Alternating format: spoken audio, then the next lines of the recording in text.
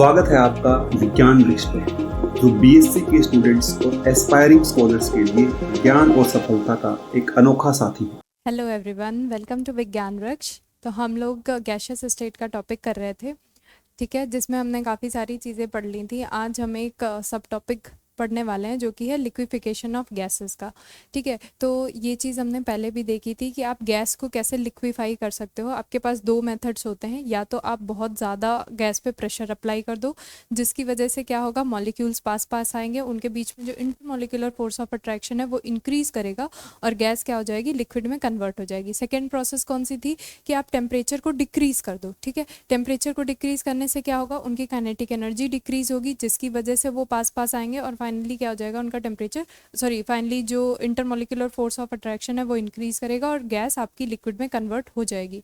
तो ये दो प्रोसेस थे, या तो आप प्रेशर इंक्रीज कर दो या फिर आप टेम्परेचर डिक्रीज कर दो। इन दोनों प्रोसेस से आप किसी भी गैस को लिक्विड में कन्वर्ट कर सकते हो। या तो ये अलग अलग प्रोसेस कर लो या फिर एक साथ दोनों चीज़ें यूज़ करके आप गैस को लिक्विड में कन्वर्ट कर सकते हो, ठीक है। वही चीज़ इसमें लिखी हुई है, a gas can be liquefied by cooling. कौन कौन से मेथड से हो सकती है, can be liquefied by cooling, applying pressure या फिर और a combination of the two, ठीक है। या तो इन्हें अलग अलग परफॉर्म करो, दैट मीन्स या तो आप टेम्परेचर डिक्रीज करो, कूलिंग करो, या फिर प्रेशर अप्लाई करो, या फिर दोनों चीज़ों के कॉम्बिनेशन से किसी भी गैस को लिक्विड में आप कन्वर्ट कर सकते हो, ठीक है। तो जो पहले अर्लियर अटेम्प्ट्स होते थे टू लिक्विफाई अ गैस, वो यही होते थे कि या तो इन्हें अलग अलग परफॉर्म किया जाता था, मतलब गैस पे प्रेशर, हाई प्रेशर लगाकर, या फिर उनके टेम्परेचर को डिक्रीज करके, ठीक है। Earlier attempts to liquefy gases often used cooling और applying pressure। अच्छा, एक चीज़ हमने पहले भी लेक्चर में देखी थी जब हम क्रिटिकल टेम्परेचर देख रहे थे, उसमें क्या था, हालांकि प्रेशर का और टेम्परेचर का दोनों का इफेक्ट पड़ता है। अगर आपने प्रेशर इंक्रीज किया है या फिर आपने टेम्परेचर डिक्रीज किया है तो आप गैस को लिक्विड में कन्वर्ट कर सकते हो, बट इन दोनों में, प्रेशर और टेम्परेचर में, टेम्परेचर का ज़्यादा सिग्निफिकेंट रहता है, ठीक है। जब हमने क्रिटिकल टेम्परेचर पढ़ा था तो ये चीज़ देखी भी थी कि एक पर्टिकुलर, अगर आपके पास जो भी गैस है, हर एक गैस के लिए एक फिक्स क्रिटिकल टेम्परेचर की वैल्यू होती है। तो अगर उस क्रिटिकल टेम्परेचर से कम है टेम्परेचर, तभी आप उस गैस को लिक्विड में कन्वर्ट कर सकते हो। अगर टेम्परेचर उसके क्रिटिकल टेम्परेचर से ज़्यादा है, फिर कितना ही प्रेशर लगा लो, वो गैस लिक्विड में कन्वर्ट नहीं होगी। मतलब टेम्परेचर का रोल यहाँ पे ज़्यादा सिग्निफिकेंट है as compare to the pressure. तो यही चीज़ इन्होंने, फैराडे ने भी देखी। इन्होंने क्या लिया, एक कुछ ऐसा वी शेप की कोई ट्यूब ली, जिसमें इन्होंने क्या किया, कुछ रिएक्टेंट लिए और इनके कांटेक्ट में जो गैस थी उस गैस को लिक्विड में कन्वर्ट किया। मतलब ये रिएक्टेंट लिए ही इस वजह से हैं कि इनके कांटेक्ट में जो भी गैस है आप उसको लिक्विड में कन्वर्ट कर पाओ, ठीक है। यही चीज़ इन्होंने, फैराडे ने अपने एक्सपेरिमेंट्स में देखी। देखते हैं क्या था इनका। इन्होंने क्या बोला, design a V shape tube. ये वी शेप ट्यूब इन्होंने डिज़ाइन की। इसमें इन्होंने एक लिम में क्या लिया, रिएक्टेंट लिए, और दूसरे वाले में क्या बना, जो गैस इसके कांटेक्ट में थी वो फाइनली दूसरी वाली में लिक्विड में कन्वर्ट हो गई। या तो और लिक्विड में कन्वर्ट कैसे होगी, या तो वो अपना, जैसे गैस लिक्विड में कन्वर्ट कब होती है, जब वो टेम्परेचर डिक्रीज करती है, ठीक है, या फिर वहाँ पर हम कूलिंग अप्लाई करते हैं। तो ये जो इन्होंने फ्रीजिंग मिक्सचर लिया है, जिसकी वजह से ये जो गैस है वो लिक्विड में कन्वर्ट हुई है। पढ़ते हैं, Faraday designed a V shape tube, the reactants were added to one limb to prepare the gas, and the gas was liquefied in the other limb under its own pressure, or in some situation dipping that part in the freezing mixture, ठीक है।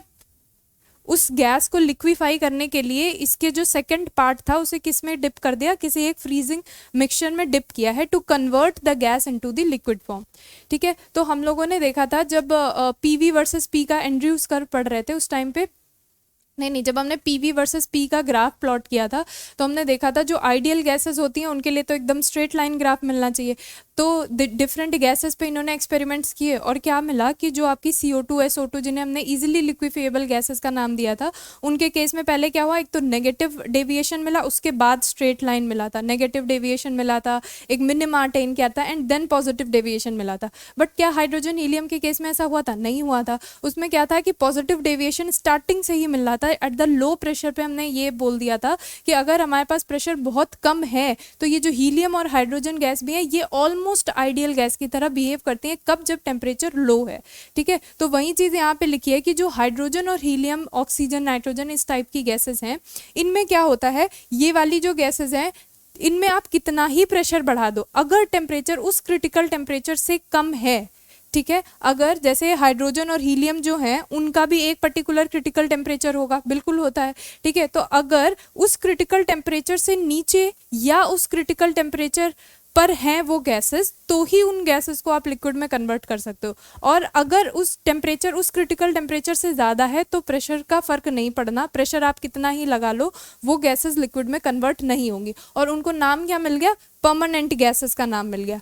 पढ़ते हैं, no matter how high the pressure was applied, gases such as, कौन सी gases? Hydrogen, helium, nitrogen, oxygen, ये type वाली जो gases हैं इनमें अगर टेम्परेचर उस क्रिटिकल टेम्परेचर से ज़्यादा है तो फिर प्रेशर का फर्क नहीं पड़ेगा, उन गैसेस को आप लिक्विड में कन्वर्ट नहीं कर सकते। कुड नॉट बी लिक्विफाइड, कब नहीं लिक्विफाई हो सकती? जब टेम्परेचर उनके क्रिटिकल टेम्परेचर से ज़्यादा होगा। कुड नॉट बी लिक्विफाइड, और इन्हीं गैसेस को क्या नाम मिल गया? परमानेंट गैसेस, ठीक है। Thus the cooling of the gas is the most important step in the current methods. इसका मतलब क्या है? देखो, इफेक्ट तो प्रेशर का भी पड़ रहा था, गैसेस को लिक्विड में कन्वर्ट करने के लिए इफेक्ट तो टेम्परेचर का भी पड़ रहा था, पर जब ये हाइड्रोजन और हीलियम वाली गैसेस देखी गई तो इनमें आप कितना, एक टेम्परेचर के बाद अगर आप प्रेशर बढ़ाते हो तो कितना ही प्रेशर लगा लो आप उन्हें कन्वर्ट नहीं कर पा रहे, किसमें? लिक्विड में। इसका मतलब प्रेशर उतना सिग्निफिकेंट रोल प्ले नहीं कर रहा जितना टेम्परेचर कर रहा है। अगर उस जो भी आपके पास टेम्परेचर है वो उन गैसेस के क्रिटिकल टेम्परेचर से नीचे है, ठीक है, तभी उन गैसेस को आप लिक्विड में कन्वर्ट कर सकते हो। वही चीज यहाँ पे लिखी है कि जो कूलिंग ऑफ द गैस है, दैट इज जो टेम्परेचर का इफेक्ट गैस पे पड़ रहा है वो ज्यादा सिग्निफिकेंट है as compare to the pressure. Okay, thus the cooling of the gas is the most important step in current methods। पहले वाले में क्या किया जा रहा था? प्रेशर भी लिया गया था, प्रेशर का भी इफेक्ट देख रहे थे जो मैंने अर्लियर इफेक्ट में बोला, और टेम्परेचर का इफेक्ट भी देख रहे थे, या दोनों का कॉम्बिनेशन भी देख रहे थे, to convert a gas into the liquid form. फिर बाद में इन्होंने क्या बोला कि जो भी आपका टेम्परेचर का रोल रहता है to convert gas into liquid form वो ज़्यादा सिग्निफिकेंट है as compare to the pressure. Okay, next move करते हैं। तो अर्लियर मेथड्स क्या थे? दो मेथड देखे गए। हाँ, पहला कौन सा है? पहला है by the use of freezing mixture, जो हमने यहाँ पे यूज किया है कि आप कोई फ्रीजिंग मिक्सचर यूज कर सकते हो। फ्रीजिंग मिक्सचर का मतलब क्या है कि अगर आप गैस को लिक्विड में कन्वर्ट करना चाहते हो तो ऑब्वियस बात है, हाँ यहाँ पे देखते हैं, अगर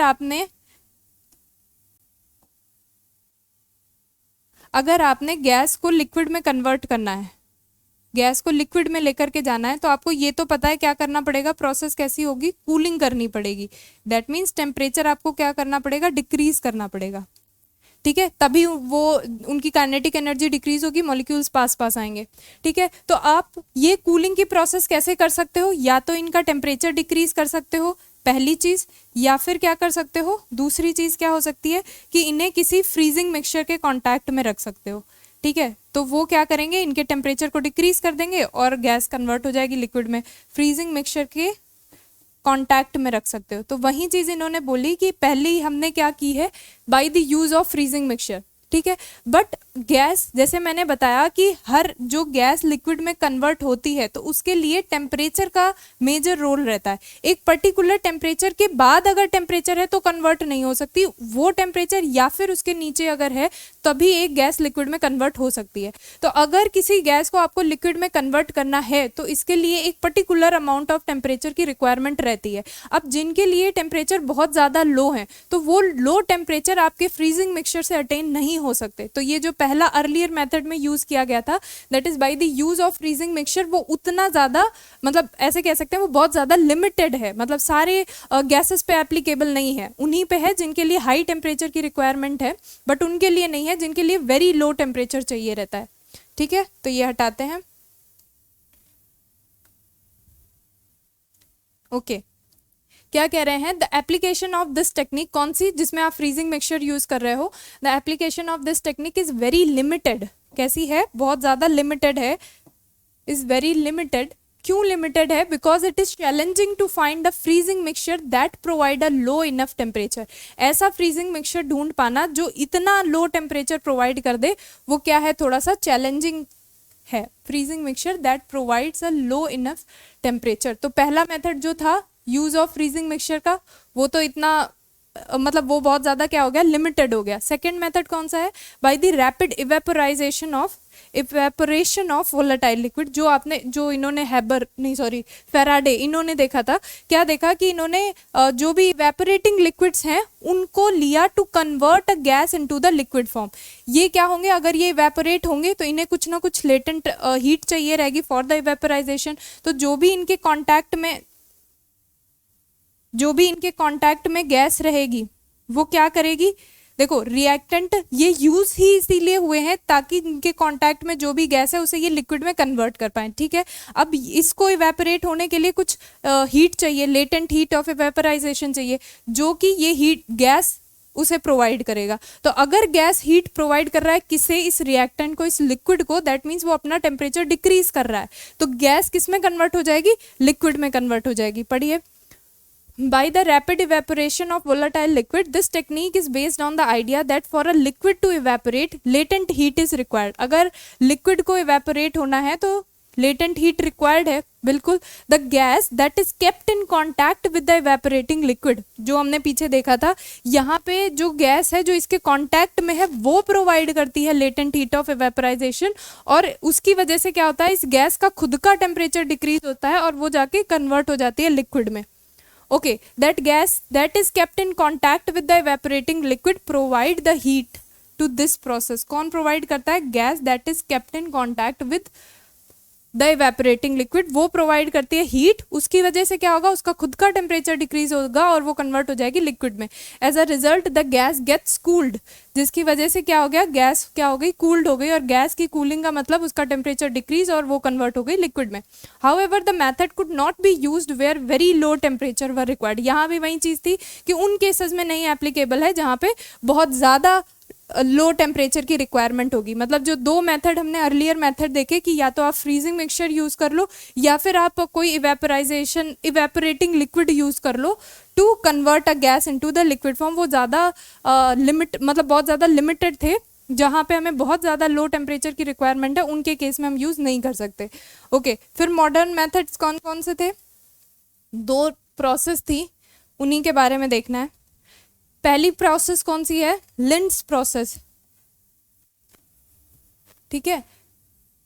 ये क्या थी? ये बेस्ड थी जो Joule Thomson experiment, Joule Thomson effect आपने देखा है, उसी पे बेस्ड थी। जूल थॉमसन इफेक्ट क्या कहता है कि अगर आप किसी गैस को फ्रॉम हाई प्रेशर रीजन से लो प्रेशर रीजन में ले जाते हो, और ये प्रोसेस कैसी चल रही होगी, अगर ऐसा सब कुछ एडियाबैटिक चल रहा होगा, मतलब when a gas is expanded adiabatically from the high pressure region to the low pressure region, तो उस टाइम पे क्या होगा, जो गैस होगी वो कैसी हो जाएगी, कूल हो जाएगी, दैट इज उसका टेम्परेचर डिक्रीज हो जाएगा। तो इसी फिनोमेना पे बेस्ड ये प्रोसेस पढ़ते हैं। This process is based upon the Joule Thomson effect. ये प्रिंसिपल इसका ब्रैकेट में दे रखा है। When a gas expands adiabatically from a high pressure region to, अच्छा एडियाबैटिक प्रोसेस का मतलब क्या है कि ना तो उसे बाहर से कोई हीट मिल रही है, ठीक है, मतलब जूल थॉमसन में हमने ऐसा कुछ डायग्राम बनाया था, ठीक है, ठीक है, और ये हमने कैसे लिए थे, ये वॉल्स जो इनकी थी वो इंसुलेटिंग मटेरियल की थी, दैट मीन्स इन्हें बाहर से भी कोई हीट नहीं मिल रही थी। हाई प्रेशर रीजन से ये किधर मूव कर रहे थे, लो प्रेशर रीजन में, ठीक है। तो क्या हो रहा था, जो भी गैस थी इसका टेम्परेचर डिक्रीज कर रहा था। ओके, तो क्या बोल रहे हैं, when a gas expands adiabatically from a high pressure region to low pressure region then cooling occurs, मतलब गैस क्या हो जाएगी, कूल हो जाएगी, दैट मीन्स उसका कन्वर्जन हो जाएगा लिक्विड में, टेम्परेचर डिक्रीज कर जाएगा। रीजन फॉर द कूलिंग क्या है कि जब जैसे आपने हाई प्रेशर से लो प्रेशर रीजन में भेजा तो वहां पर प्रेशर, लो प्रेशर वाले में क्या है, लो प्रेशर रीजन में क्योंकि प्रेशर कम लग रहा है इसलिए वॉल्यूम उसका बहुत ज़्यादा है, जिसकी वजह से जो उनके बीच में इंटरमोलिकुलर डिस्टेंस है, जो गैस मॉलिक्यूल्स हैं उनके बीच में, वो क्या हो गई, बढ़ गई, ठीक है। और प्रोसेस कैसी है, एडियाबैटिक प्रोसेस है, तो बाहर से उन्हें कोई हीट मिल नहीं रही, और जो ये सेपरेशन हुआ है उनके मॉलिक्यूल्स के बीच में, उसमें कुछ काम करना पड़ेगा। तो वो काम जो होता है वो उस काम को करने के लिए ये अपनी इंटरनल एनर्जी वेस्ट करते हैं, अपनी इंटरनल एनर्जी खर्च करते हैं, बिकॉज जो प्रोसेस कैसी है, एडियाबैटिक है, दैट मीन्स क्यू तो जीरो है, तो अगर जो भी वर्क डन हुआ है वो उनकी काइनेटिक एनर्जी, सॉरी उनकी इंटरनल एनर्जी खर्च हुई है उसकी वजह से हुआ है।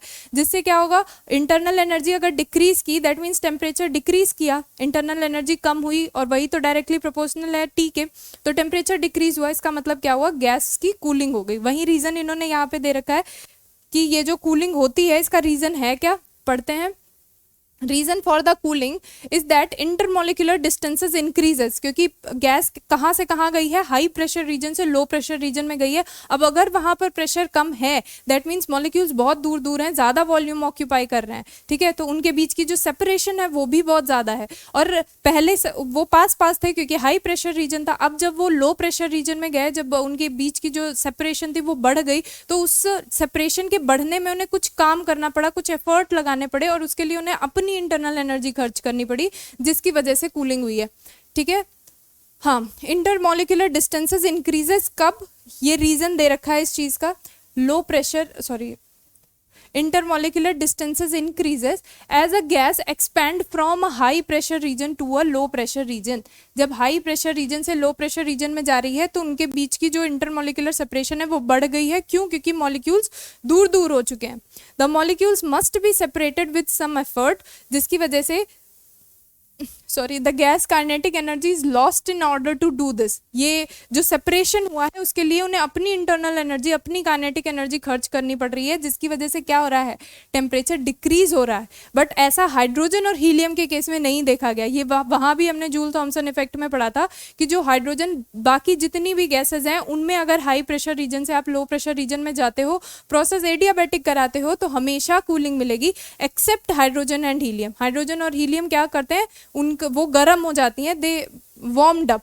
When hydrogen and helium are allowed to expand instead of cooling, these gas warm up, ठीक है। इनके केस में कूलिंग नहीं होती जबकि वो गर्म हो जाती हैं। कौन सी? हाइड्रोजन और हीलियम गैस, जब यही प्रोसेस उनमें उनके साथ की जाती है। However if these gases are allowed to expand after being cooled, फिर क्या कह रहे हैं कि अगर, जैसे यहाँ पे हम प्रेशर की बात कर रहे थे, ठीक है, तो अगर ये हाइड्रोजन और हीलियम गैसेस को एक पर्टिकुलर टेम्परेचर, जो कि उनका क्रिटिकल टेम्परेचर है, उससे पहले कूल कर दिया जाए, ठीक है, वहां तक कूल कर दिया जाए, उसके बाद एक्सपैंड करें, तो ये गैसेस नॉर्मल गैसेस की तरह बिहेवियर शो करेंगे। दैट मीन्स वो भी कूलिंग दिखाएंगी अगर आप ये जूल थॉमसन वाला फिनोमेना लगा रहे हो तो। However if these gases are allowed to expand after being cooled to a specific temperature, मतलब उस स्पेसिफिक टेम्परेचर तक पहुंचने से पहले उन्हें कूल कर लिया जाए, उसके बाद एक्सपेंशन किया जाए, they behave like a normal gases. वो नॉर्मल गैसेस की तरह कब बिहेव करेंगी? Expand after being cooled to a specific temperature, और ये टेम्परेचर उनका क्रिटिकल टेम्परेचर वाला है। और जो ये इन्वर्जन टेम्परेचर होता है जिस पर एक गैस लिक्विड में कन्वर्ट हो जाती है, उसे ही तो आप इन्वर्जन टेम्परेचर बोलते हो, वो इनके लिए हाइड्रोजन और हीलियम के लिए कितना रहता है? -240 degree centigrade and -80 degree centigrade. किसके किसके लिए? हीलियम और हाइड्रोजन के लिए। अच्छा, एक चीज हमने वहां से जूल थॉमसन इफेक्ट से पढ़ी थी कि अगर किसी भी गैस का इन्वर्जन टेम्परेचर दिए हुए टेम्परेचर से कम है तो फिर वो गैसेस कैसा बिहेवियर शो करेंगी? कूलिंग शो करेंगी। और अगर उनका टेम्परेचर रूम टेम्परेचर या फिर दिए हुए टेम्परेचर से ज़्यादा है तो वो गैसेस कैसा बिहेवियर शो करेंगी? वो हीटिंग शो करेंगी। ये चीज़ हमने लिखी भी थी कि जो भी टेम्परेचर है अगर वो ज़्यादा है इन्वर्जन टेम्परेचर से तो फिर कूलिंग होती है, ठीक है, और अगर टेम्परेचर कम है इन्वर्जन टेम्परेचर से तो फिर हीटिंग होती है। ओके, ठीक है, इतनी चीज। तो ये कौन सी प्रोसेस थी? लिंड्स प्रोसेस थी। बेस्ड किस पे थी? जूल थॉमसन इफेक्ट पे बेस्ड थी। ये सारी चीजें हमने देख ली। यहाँ पे अभी हमने सिर्फ जूल थॉमसन इफेक्ट देखा है, मतलब जूल थॉमसन इफेक्ट का प्रिंसिपल देखा है और उसका रीजन देखा है कि वो जो कूलिंग होती है वो क्यों होती है। अब इसके प्रोसीजर पे आ जाते हैं कि जो प्रोसेस है वो कैसे प्रोसीड करती है। तो पहले तो यही डायग्राम से समझ लेते हैं। यहाँ पे क्या हुआ है कि जो भी एयर है वो यहाँ से पास की गई। वो एयर क्या हुई? सबसे पहले इस कंप्रेसर में गई, इसने क्या किया? उसे कंप्रेस किया। एयर को कंप्रेस करने पे किस में? लिक्विड में कन्वर्ट होगी। और ये कॉइल्स यहाँ कंप्रेसर से होती हुई, इन कॉइल से होती हुई आगे इस डी पॉइंट तक पहुंची। यहाँ तक क्या हो चुका है? गैस कंप्रेस हो चुकी है। और सी क्या है? कॉइल्स है, वो भी इनके टेम्परेचर को डिक्रीज कर रही हैं मतलब कूलिंग कर रही हैं गैस की। यहाँ तक क्या प्रोसेस हुई है, यहाँ तक का कूलिंग हुई है, ठीक है, यहाँ तक का कूलिंग हुई है। ओके, यानी कुछ जो गैस थी वो किस में, लिक्विड में कन्वर्ट हो चुकी, और उसे हमने इस बॉक्स में, इस बीकर में जो भी था, मतलब जो ये ग्लास ट्यूब टाइप की है उसमें इकट्ठा कर लिया। वो क्या है आपका लिक्विड, सॉरी वो क्या है, जो लिक्विफाइड गैस मिली है वो चीज है ये H2O। ओहो, जो ये H2O आपको दिख रहा है, ये इसी जो एयर आई है इसका लिक्विफाइड फॉर्म है, ठीक है, उसे हम बाहर निकाल लिए। अभी कुछ अमाउंट ऑफ गैस ऐसी है जो लिक्विड में कन्वर्ट नहीं हुई, उसे फिर आगे भेजा, और ये एक ऐसा चैम्बर टाइप का है, इसमें भी ये यहाँ पे कॉइल्स लगी हुई है। अच्छा, एक चीज और, ये जो कंप्रेसर है ये 200 ATM तक का जो भी आपकी एयर आई है उसे कंप्रेस कर दे रहा है, और ये जो चैम्बर है यहाँ पे आपको 50 ATM तक का प्रेशर प्रोवाइड कराया जाएगा उस गैस पे। तो अगर प्रेशर में डिक्रीमेंट हुआ है, दैट मीन्स हाई प्रेशर से गैस लो प्रेशर रीजन में आई है, तो जूल थॉमसन इफेक्ट लग सकता है। इसका मतलब क्या है, कूलिंग हो सकती है उस गैस की। तो क्या हुआ, पहले एयर पास हुई, ये कंप्रेसर लगाया, इसने 200 ATM तक का उसे कंप्रेस कर दिया, उसके बाद इन कॉइल से होती हुई गई, जो भी गैस थी वो लिक्विड में कन्वर्ट हो गई, यहाँ पे इकट्ठा हुई, बाहर निकाल लिया। फिर जो भी अभी गैस लिक्विड में कन्वर्ट नहीं हो पाई है उसे फिर फर्दर आगे भेजा, वो इन कॉइल से होती हुई जब इस चैम्बर में आएगी तो यहाँ का प्रेशर कितना है, 50 ATM है। दैट मीन्स हाई प्रेशर से लो में आ गई, तो यहाँ पे जो फिनोमिना हुआ है वो जूल थॉमसन इफेक्ट वाला है, ठीक है। प्रेशर डिक्रीज किया जिसकी वजह से गैस लिक्विड में कन्वर्ट हो गई, ठीक है। फिर ये जो कूल्ड गैस थी ये फिर से इधर इस मतलब इस रास्ते से होती हुई फिर से जो आपकी इनकमिंग गैस आ रही थी उसके साथ मिल जाएगी, और फिर यही प्रोसीजर दोबारा से रिपीट होगा जब तक वो इतना टेम्परेचर अटेन नहीं कर लेती कि वो जो गैस आपने ली है वो लिक्विड में कन्वर्ट हो जाए, तब तक ये प्रोसीजर चलता रहेगा। और जब वो टेम्परेचर आ जाएगा तो गैस जो होगी लिक्विड में कन्वर्ट हो जाएगी, नीचे आ जाएगी, और इसे आप क्या कर लोगे, बाहर निकाल लोगे। यही पूरा थ्योरी में दे रखा है, ओके, ठीक है। चलो बढ़ते हैं। फर्स्ट पॉइंट क्या है, the air is first compressed to about 200 ATM in the compressor B and then passed through the coil C. जो यहाँ से इंटर की है ये कंप्रेसर क्या काम कर रहा है, 200 ATM तक उस गैस को कंप्रेस कर दे रहा है, उसके बाद ये कॉइल में जा रही है, ठीक है। तो ये भी सिर्फ उसके टेम्परेचर को डिक्रीज करने का ही काम कर रहा है जो गैस एंटर की है उसे, ठीक है। यहाँ तक क्या हो चुका है, कुछ अमाउंट ऑफ गैस जो थी वो लिक्विड में कन्वर्ट हो चुकी, लिक्विड जो वाटर बना है उसे बाहर निकाल लिया। जो अभी कन्वर्ट नहीं हो पाई थी उस वाली गैस को क्या किया, फिर से इस चैम्बर में भेजा है। पढ़िए सेकंड पॉइंट क्या है, ये फर्स्ट हो गया। सेकंड क्या है, as a result the air is cooled and the water vapour present condense to form the liquid which is removed. वही है, वेपर जो भी है उसका कंडेंसेशन का मतलब क्या है, वेपर अगर कंडेंस हुई है इसका मतलब क्या है, वो कन्वर्ट हुई होगी लिक्विड में, ठीक है। Conversion of that vapour into liquid हुआ होगा, वो जो वाटर फॉर्म में निकली है उसे ड्रेन ऑफ कर लिया, बाहर निकाल दिया, ठीक है। थर्ड पॉइंट क्या है, the dry air is then passed through the THROUGH, ठीक है, through the copper spiral E. यहाँ से जो अभी लिक्विड में कन्वर्ट नहीं हो पाई है गैस वो इस वाली कॉपर स्पाइरल में आएगी, और इस चेम्बर का प्रेशर हमने कितना रख रखा है, 50 ATM रख रखा है। यानी यहाँ पे प्रोसेस कौन वाली हो रही होगी, जूल थॉमसन इफेक्ट वाली हो रही होगी।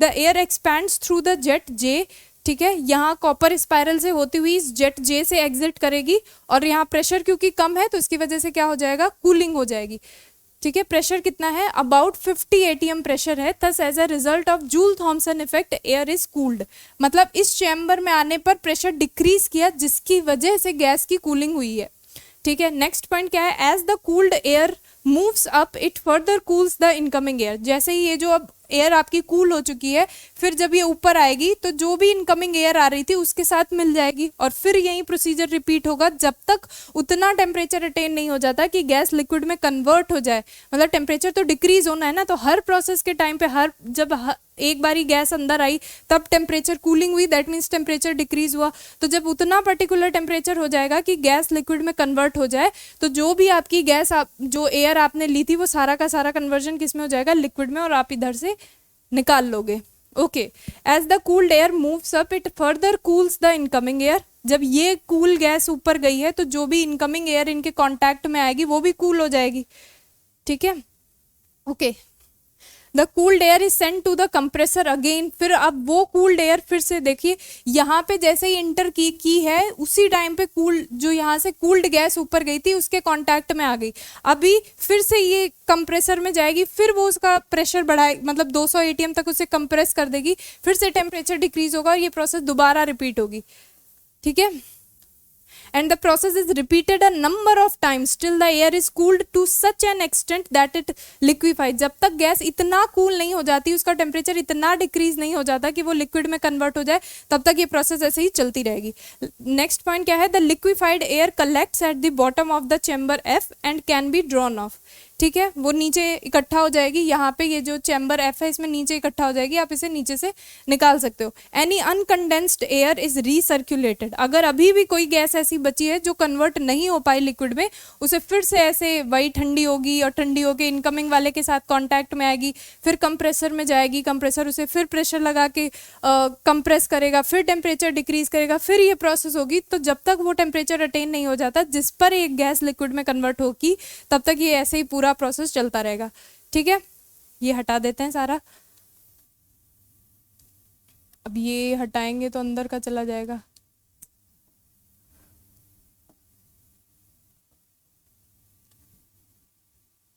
ठीक है, बाकी का रहने देते हैं। ओके, ये कंप्लीट होता है मॉडर्न वाले में, जो पहला प्रोसेस थी वो, जो कि बेस्ड थी कौन से फिनोमेना पे, जूल थॉमसन पे। एक दूसरी प्रोसेस और थी, इसे आप जैसे प्रोनाउंस करते हो, ठीक है। उसमें क्या था, उसमें दो का कॉम्बिनेशन था, एक तो जूल थॉमसन इफेक्ट तो था ही था जो आपने पीछे देखा है, जैसे कि हाई प्रेशर रीजन से लो प्रेशर रीजन में जाएंगे तो कूलिंग होगी गैस की, और दूसरा क्या होता है, यहाँ पे एक एक्सटर्नल वर्क भी कराना पड़ता है, ठीक है। इन दो का कॉम्बिनेशन है, इन दो से गैस की कूलिंग कराई गई है, ठीक है। पहले यहीं से समझ लेते हैं। यहाँ पे फिर वही चीज़ है, एयर गई, कंप्रेस हुई, कंप्रेस होके यहाँ पे आई, जब एक्स पॉइंट पे पहुंची तो यहाँ पे दो जगह में डिवाइड हो गई, एक तो गई है वापस से एक सिलेंडर में और दूसरा ये स्पाइरल में आई है, ये कॉइल में आई है। तो जैसे ही जब गैस इधर जाएगी, ये जो आपका पिस्टन लगा हुआ है इसे आगे की तरफ पुश करेगी, ठीक है। तो अगर गैस प्रोसेस कैसी है, एक्सपेंशन कैसा है, एडियाबैटिक एक्सपेंशन है, दैट मीन्स क्यू तो क्या है आपके पास 0 है, ठीक है। तो जो भी इसे पुश करने में, इसे जो भी काम करना पड़ेगा वो उसकी इंटरनल एनर्जी से होगा, मतलब उसकी इंटरनल एनर्जी खर्च होगी, दैट मीन्स उसका टेम्परेचर डिक्रीज करेगा to push the piston in the forward direction. तो उससे होगा क्या, गैस किस में कन्वर्ट हो चुकी, मतलब गैस का टेम्परेचर डिक्रीज करके, अगर इंटरनल एनर्जी कम हुई है दैट मीन्स टेम्परेचर कम हुआ है, इसका मतलब क्या है, गैस की कूलिंग हुई है, और ये कूल्ड गैस फिर यहाँ वाई पॉइंट से इसमें अंदर चैम्बर में इंटर करेगी, और साथ के साथ जो इधर से दो पार्ट में डिवाइड हुई थी ना, एक यहाँ पे और एक यहाँ पे, तो यहाँ से कूल्ड गैस अंदर आई, साथ के साथ जो इधर से इंटर करी थी वो इन कॉइल से होते हुए यहाँ पर भी वही सेम प्रेशर 50 एटीएम रख रखा है, फिर से प्रेशर में डिक्रीमेंट आया 200 एटीएम से 50 एटीएम में, फिर से कौन सी प्रोसेस हुई, जूल थॉमसन। यानी इस चैम्बर में प्रोसेस हो रही है जूल थॉमसन वाली, और इधर जो आपका एक्सपेंशन हो रहा है वो कौन वाला है, एडियाबैटिक एक्सपेंशन है। तो इधर से भी गैस की कूलिंग हुई, इधर से भी गैस की कूलिंग हुई, सेम फिनोमेना रिपीट हुआ। अभी क्या होगा, ये कूल्ड गैस वापस से इनकमिंग गैस के साथ कॉन्टैक्ट में आएगी, वो गैस कूल होगी, फिर से कंप्रेसर उसे कंप्रेस करेगा, फिर टेम्परेचर डाउन होगा, फिर से प्रोसेस रिपीट होगी, जब तक उतना टेम्परेचर नहीं मिल जाता कि गैस लिक्विड में कन्वर्ट हो जाए, तब तक ये सारा कुछ चलता रहेगा। फिर जब टेम्परेचर अटेन हो जाएगा तो जो भी गैस एंटर कर रही थी वो किस में कन्वर्ट हो गई, लिक्विड एयर में कन्वर्ट हो गई, आपने उसे बाहर निकाल लिया। ओके, तो ये सब हटा देते हैं और थ्योरी देख लेते हैं क्या लिखी है। पहला पॉइंट क्या है, this method is based on the idea that when a gas expands adiabatically in opposition to a piston in an engine, ठीक है, इस इंजन को आगे मूव कराने के लिए ये कुछ ना कुछ उसे आगे की डायरेक्शन में पुश करेगी, जिससे इस कौन सा एक्सपेंशन लिखा है, एडियाबैटिक एक्सपेंशन है, दैट मीन्स बाहर से तो कोई हीट मिल नहीं रही, तो उसे पुश करने में उसने अपनी इंटरनल एनर्जी खर्च की है। ओके, हाँ, as a result its internal energy decreases, जिसकी वजह से क्या होगा, उसकी इंटरनल एनर्जी डिक्रीज होगी, which leads to a decrease in the temperature. Internal energy का डिक्रीमेंट दैट मीन्स टेम्परेचर में decrement, that means cooling of the gas. This principle combined with the Joule Thomson effect, ये हुई पहली process, ठीक है, कि जो आपका एडियाबैटिक एक्सपेंशन था। सेकंड कौन सा है, Joule Thomson effect combined with the Joule Thomson effect has been applied in the जो भी है ये Claude's process for the liquefaction of the air. तो दो का कॉम्बिनेशन था ये प्रोसेस, कौन सी, एक तो जूल थॉमसन इफेक्ट की और दूसरी एडियाबैटिक एक्सपेंशन की। तो जूल थॉमसन से भी डिक्रीमेंट इन द टेम्परेचर हो रहा है, that is cooling of gas हो रही है, और जो एक्सपेंशन जो कि एडियाबैटिक एक्सपेंशन था गैस का, वो भी क्या कर रहा है, उसकी कूलिंग कर रहा है, दैट मीन्स टेम्परेचर में डिक्रीमेंट कर रहा है। वही चीज पहले कंप्रेसर में 200 एटीएम का उसने क्या किया, प्रेशर अप्लाई किया। First 200 atmosphere of compression are applied to the cleaned air, ये जो आपने इंसर्ट कराई है। After that the compressed air travels through the tube T, इसके थ्रू आई और एक्स पे दो पार्ट्स में डिवाइड हो गई। एक गैस गई है इस पिस्टन को आगे मूव कराने में, जो कि आपका एडियाबैटिक एक्सपेंशन है, उससे भी कूलिंग हो रही है, और जो इस चैम्बर में आई है दैट इज डी चैम्बर में आई है, उसमें प्रेशर के डिक्रीमेंट होने की वजह से कूलिंग हुई है। ठीक है, इतनी चीज वहीं लिखा है। After that the compressed air travels through tube T which splits in the two positions x, x पे एक तो इधर गई सिलेंडर में और दूसरी इस कॉइल में आई है। The air is divided into two parts, a portion enters the cylinder with an air tight piston while the other portion travels through the coil with a jet J at one end. मतलब एक portion तो इसका गया है इस piston में और दूसरा कहाँ पे आया है, इस जेट में आया है। The air that enters the cylinder pushes the piston performing some external work in the process। क्या हुआ, ये जो एयर इस सिलेंडर में इंटर की है, ये इस पिस्टन को फॉरवर्ड डायरेक्शन में पुश करने के लिए कुछ ना कुछ काम करेगी, और वो काम क्योंकि प्रोसेस एडियाबैटिक है तो Q जीरो है, दैट मीन्स वो अपनी इंटरनल एनर्जी खर्च करेगी। ठीक है, नेक्स्ट क्या लिखा है, as a result the air's internal energy decreases, जिसकी वजह से क्या है, टेम्परेचर में डिक्रीमेंट है, और वो डिक्रीमेंट वो जो कूल्ड गैस है वो इंटर की है अभी इस डी चैम्बर में। ओके, और यहाँ का प्रेशर कितना है, 50 एटीएम है। ठीक है, तो 50 ATM that means decrement in the pressure हुआ है। तो यहाँ पे जो फिनोमिना हो रहा है वो जूल थॉमसन वाला है। तो एक तो ये जूल थॉमसन इफेक्ट का, और एक यहाँ पे जो आपका एडियाबैटिक एक्सपेंशन हुआ है, इन्हीं का कॉम्बिनेशन क्या है, ये प्रोसेस है। At point Y the cooled air then enters in the chamber D, ये वाई पॉइंट है जहां से ये कूल्ड एयर इस चैम्बर डी में इंटर करी है। Gas exist the jet J, अब यहां तक की बात कंप्लीट हो गई, ये वाला कंप्लीट हो गया, और जो इस कॉइल से हो करके आई थी इस जेट जे से एक्सपैंड करेगी इस चैम्बर में, इसका प्रेशर कितना है, 50 एटीएम, फिर से कूलिंग होगी। ठीक है, वही प्रोसेस है पिछले वाला कि गैस की कूलिंग करा दी, उसके बाद जब वो गैस ऊपर गई है तो जो इनकमिंग एयर आ रही थी उसके साथ कांटेक्ट में आई, थोड़ा बहुत उसे भी उसका टेम्परेचर डिक्रीज हुआ, फिर कंप्रेसर ने और उसे प्रेशर लगा के कंप्रेस कर दिया, फिर टेम्परेचर डाउन कर दिया, फिर वही प्रोसेस पूरी रिपीट हुई। क्यों ऐसा रिपीट हो रहा है, क्योंकि गैस को लिक्विड में कन्वर्ट करना है, और उसके लिए जो टेम्परेचर अटेन करना है, जो टेम्परेचर चाहिए जिस पे गैस लिक्विड में कन्वर्ट होगी, वही बनाने के लिए ये प्रोसेस रिपीट हो रही है। गैस ये तो हो गया। The cooled air going upward in the chamber D, फिर से इनकमिंग वाले के साथ मिलेगी जाके, उसे ठंडा करेगी, फिर से कंप्रेसर उसे कंप्रेस करेगा, और फिर से प्रोसेस रिपीट होगी जब तक वो टेम्परेचर अटेन नहीं हो जाता। तो जब वो टेम्परेचर अटेन हो जाएगा जिस पर कोई एक गैस लिक्विड में कन्वर्ट होती है, तो लिक्विड में कन्वर्जन हो जाएगा। ठीक है, नीचे आपकी ये जो भी लिक्विफाइड एयर थी वो इकट्ठा हो जाएगी, और वापस से आप उसे क्या कर सकते हो, ड्रेन ऑफ कर सकते हो, निकाल सकते हो। The liquefied air collect in the chamber and is withdrawn, बाहर निकाली जा सकती है। तो ये पूरी इनकी प्रोसेस थी। आज की क्लास में हमने दो जो भी पढ़ा है सारा का सारा थ्योरी पोर्शन था। ठीक है, और क्या था, लिक्विफैक्शन ऑफ गैसेस पे बेस्ड था। ठीक है, तो हमने पीछे वाली क्लासेस में भी देखा था कि गैस को आप कैसे लिक्विड में कन्वर्ट करते हो, या फिर उनका टेम्परेचर डिक्रीज कर दो, या फिर उन पे प्रेशर बढ़ा दो।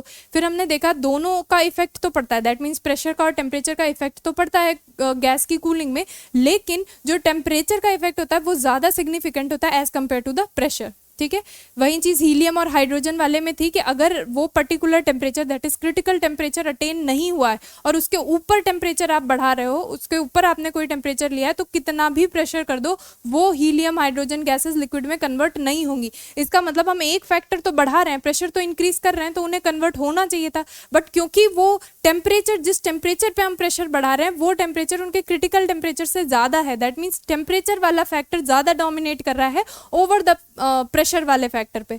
तो उसी की वजह से ये जो फैराडे थे इन्होंने ऐसा कुछ वी ट्यूब शेप में एक लिया, यहाँ पे एक रिएक्टेंट लिया, वो रिएक्टेंट क्या काम कर रहा था, जो भी उनके कांटेक्ट में गैस थी उसे लिक्विड में कन्वर्ट करने का काम कर रहा था, ठीक है। या फिर आप ये फ्रीजिंग मिक्सचर ले लो, दो हमने पुराने मेथड्स देखे थे कौन कौन से, या फिर हम फ्रीजिंग मिक्सचर ले सकते हैं, दूसरी चीज़ या फिर कोई भी इवेपोरेटिंग लिक्विड ले सकते हैं, ठीक है। तो जो फ्रीजिंग मिक्सचर, फिर हमने कहा ये दोनों जो प्रोसेस होती हैं वो काफ़ी लिमिटेड होती हैं, क्योंकि अगर हमें बहुत ज़्यादा कम टेम्परेचर चाहिए तो फिर इन दोनों से नहीं मिल सकता, मतलब ना तो हम ऐसा कोई फ्रीजिंग मिक्सचर अरेंज कर पाएंगे जो उतना टेम्परेचर डिक्रीज करा दे किसी गैस का कि वो लिक्विड में कन्वर्ट हो जाए, और जो दूसरी लिक्विफैक्शन की प्रोसेस थी, सॉरी इवेपराइजेशन की प्रोसेस थी, वो भी अटेन नहीं हो सकती अगर टेम्परेचर कैसा है, बहुत ज़्यादा कम है। तो फिर दो मॉडर्न प्रोसेस में आए थे, लिंट्स प्रोसेस और दूसरी क्लॉड्स प्रोसेस, जैसे आप प्रोनाउंस करते हो। तो पहले वाले में क्या था, जूल थॉमसन इफेक्ट पे बेस्ड थी। वो क्या कहता है कि अगर हाई प्रेशर रीजन से लो प्रेशर रीजन में जाती है, प्रोसेस एडियाबैटिक रहती है, तो फिर कूलिंग ऑफ द गैस होता है, मतलब गैस ठंडी होती है, इसका टेम्परेचर डिक्रीज होता है, ठीक है। बट एक्सेप्ट हाइड्रोजन और हीलियम, ठीक है। वो चीज़ें कैसे हो रही थी, प्रोसीजर इसका कैसा था, वो सारा कुछ हमने देख लिया कि पहले एयर गई, कंप्रेसर ने उसे कंप्रेस किया, इन कॉइल से होते, ये कॉइल भी उनके टेम्परेचर को डिक्रीज करने का ही काम कर रही है, ठीक है। फिर यहाँ से जो भी एयर थी उसका कुछ पोर्शन लिक्विड में कन्वर्ट हुआ, उसे बाहर निकाल लिया, जो अभी लिक्विड में कन्वर्ट नहीं हो पाया था उसे फिर से आगे इस चैम्बर में भेजा। इस कॉपर कॉइल जो थी, इनका टेम्परेचर इस चैम्बर का 50 ATM रख रखा था, जिसकी वजह से क्या हुआ, फिर से प्रेशर में डिक्रीमेंट आया, गैस क्या हुई, कूल हुई, और जब ये कूल वाली गैस इनकमिंग एयर के साथ कॉन्टैक्ट में आएगी, उसका भी थोड़ा सा टेम्परेचर पे कुछ ना कुछ तो फर्क डालेगी, फिर कंप्रेसर उसके प्रेशर को बढ़ाएगा, 200 ATM तक का उसे कंप्रेस कर देगा, फिर से वही पूरी प्रोसेस रिपीट होगी, और जब टेम्परेचर इतना अटेन हो जाएगा कि गैस लिक्विड में कन्वर्ट हो जाए, तो हो जाएगी लिक्विड में कन्वर्ट और आप उसे बाहर निकाल सकते हो। दूसरी प्रोसेस क्या थी कि जूल थॉमसन वाला तो इन्होंने देखा, साथ के साथ यहाँ पे एडियाबैटिक एक्सपेंशन भी कराया।